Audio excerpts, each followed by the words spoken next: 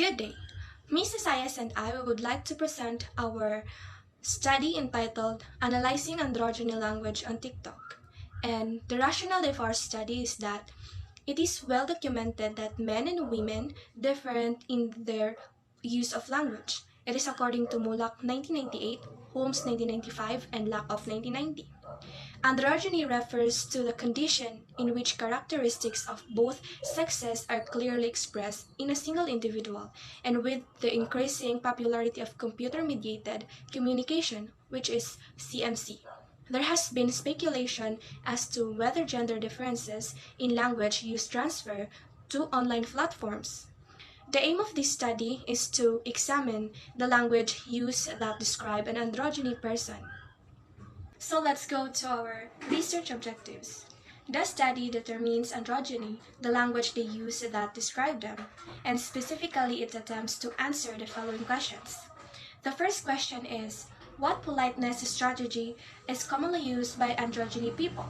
The second question is, how politeness strategies plays a vital role in expressing oneself regarding to gender expressions. Let's go down to our theoretical framework. The researchers will use the theories of the two linguists, which is Penelope Brown and Stephen Levinson, to distinguish between positive and negative politeness in 1987. So let's go down to our methodology. The first one here is research design. This paper adopted qualitative research method since it aims to describe the language used by the androgyny people associated with politeness strategies observable in TikTok videos. The second one is sampling procedure. Content analysis will be used. This study will utilize selected TikTok uploaded videos as data that is going to be transcribed into text using type transcription, which is AI-powered transcriptions. The second one is a data collection. The researchers will collect videos using mobile phones and laptops from different posts on TikTok. 10 posted TikToks videos will be selected within April 2023. The last one is our data analysis. After finding out what politeness was used, it will be listed and categorized based on the types of politeness strategies described by Penelope Brown and Stephen Levinson in 1987, namely positive politeness and negative politeness. So this chapter presents the result and the data analysis and the discussion also of the research findings. So the discussion of Brown and Levinson's politeness strategy is divided into two sections, which is the first section is the discussion of the positive politeness, followed by the second section, which is the discussion of the negative politeness. And so the present study compiled the video post collected within the month of April 2023, and it was transcribed them to the text form using tape transcription. Each data collected has a video content of TikTok regarding gender expression with the help of tape transcription or the AI transcription. It is easy for us to identify the politeness strategy used in other videos since it was being transcribed into text form. So for the positive politeness, the results show that the androgyny people use positive politeness in expressing themselves and responding to people as observed in their TikTok videos. First, the use of I'm sorry, excuse me, and thank you is evidence that they are using positive politeness, which implies that the language used is feminine style because it is based on empathy and is used to demonstrate support to the audience. Further, according to Levinson 1987 and Brown, there are 15 strategies related to show positive politeness, namely attending the hearer, exaggerating, intensifying interest in the hearer, using in-group identity markers, seeking agreements, avoiding disagreement, presupposing, raising, asserting common ground, joking, asserting or presupposing speaker's knowledge of and concern for hearers' wants. Another is the promising, being optimistic, including both speakers and hearer in the activity. Further, giving or asking, reasoning, assuming, or asserting reciprocity, and giving gifts to the hearer in the form of goods, sympathy, understanding, and cooperation. So for the first discussion of the first data collected, it is under, in the positive politeness, it is under into seeking agreement, which can be sought by expressing agreement with the target statements or opinion, acknowledging their viewpoint, or highlighting shared interest and values by Naksawat et al. 2016.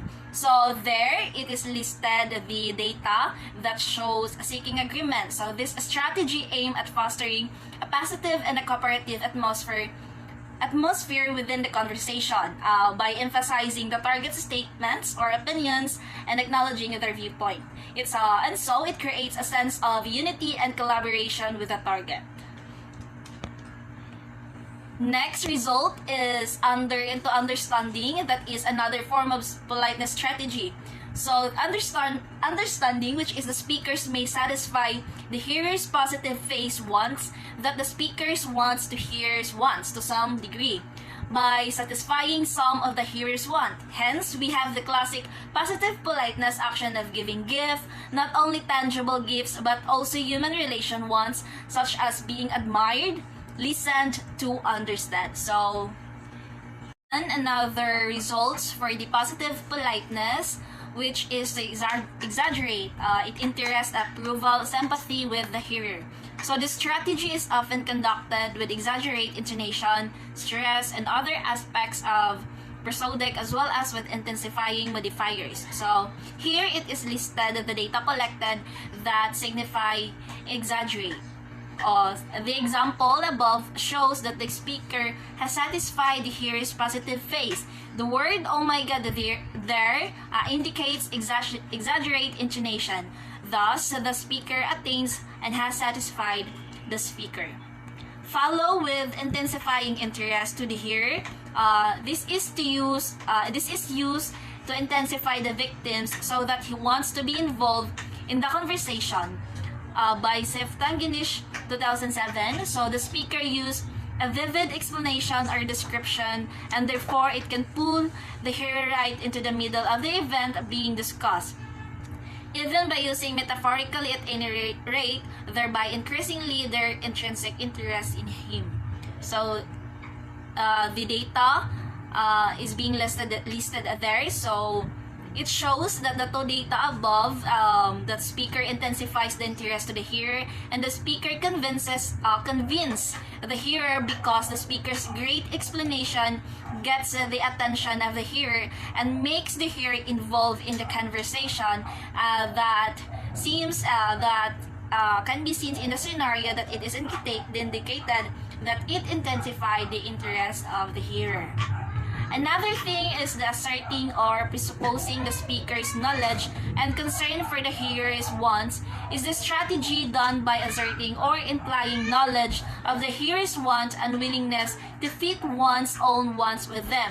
So another listed data. So the data shows that the cooperation indicated by the speaker and it indicates that his knowledge to the hearer. Another thing is being optimistic, that under into positive politeness. This is another strategy, which is the hearer assumes that the hearer wants to do something for the speaker or for the speaker and the hearer, and will help the speaker to obtain the goals because it will be their mutual shared interest. There, the data is being listed. So the data show that the speaker assumes that the hearer wants to do something for the speaker. In return, the hearer agreed what the speaker said and understand the situation. For this scenario, it explains that both the speaker and hearer shared goals as a result. The speakers fulfilled the positive from the hearer. Another strategy for positive politeness that is being used is the reason, where the speaker gives the reason that the hearer wants to do something for the speaker and will help the speaker to obtain the goals because it will be their mutual shared interest. The employment of the positive politeness or the politeness strategy by Brown and Levinson has influenced into several factors. There are two phases that influence the speaker to employ a positive politeness strategy. The factors are payoff and circumstances. Payoffs are the refers to where the speakers employ the positive politeness strategies because they can get any advantage. The speaker assures the hearer he likes the hearer and wants to fulfill the hearer's wants. On the other hand, circumstances are the seriousness influenced by the circumstances, sociological variables, and thus a determination of the level of politeness. Now let's proceed to our results and discussion. On the other hand, the findings here show the data collected is concerned with negative politeness. Androgyny people use negative politeness while talking and expressing themselves, which provides evidence that their speech is straightforward and focuses on the task rather than building a rapport with the audience. Furthermore, in this event, negative politeness strategies such as hedging, being pessimistic, and giving the association clues creep into a context where interactions should have been unambiguously clear. It is according to Bonifant et al. 2011 are being used. Giving deference means showing respect for the language androgyny. It is according to Conci 2017. Preference is often communicated by the horrifics, like terms of address, which reflect the relative social status of the participants in interactions. It is according to Fukada and Asato 2014. A gentle reminder that my gender expression is androgyny, but my gender identity is feminine. This sentence is we got to our video, which is video 12. The data above reflects showing respect for one another. This scenario achieves difference.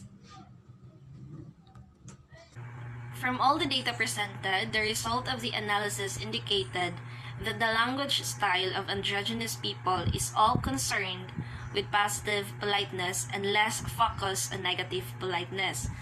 And sometimes both possess to politeness when talking and expressing themselves in an implicit way. In addition, androgyny often use positive politeness language through responding. Moreover, analyzing androgyny language considering the action and the clothing of androgyny to create a language. Androgyny as an issue can exhibit both masculine and a representation of female qualities in human identity, acts, voice, cloth, and body languages. And for the conclusion, in the research conducted, it was being observed that the language of use by androgyny people affects how a person sees them, where gendered they belong, and often receive harassment and discrimination regarding their gender expression since they possess both masculine and feminine language style. Sometimes they can be labeled differently because of how they express themselves regardless of what gender they belong. Furthermore, since they possess both masculine and feminine language style associated with politeness strategies, this paper would help everybody understand how one androgyny person presents themselves without putting discrimination and harassment towards them. It would be most astonishing that knowing there are different gender expression, we can listen the judgment we put on them. And that concludes our presentation. Here are the references we use in our research study.